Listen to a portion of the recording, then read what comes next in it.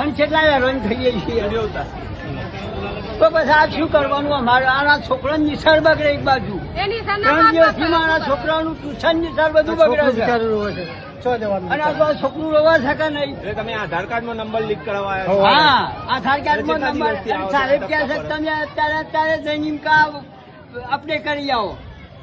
આમાં અમારે શું કરવું આમાં અમારે 25-30 રૂપિયા ભાડું થાય છે એસટી માં આપવાનું. આમાં અમે કેટલા હેરાન થઈએ છીએ.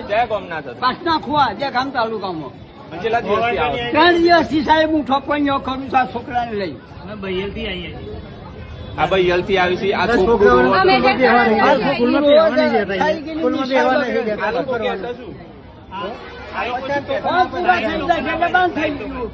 પચાસ ફોર્મ આવ્યો હતો અને પછી મને કે બંધ થઈ ગયું. બીજા પછી શું કરવું?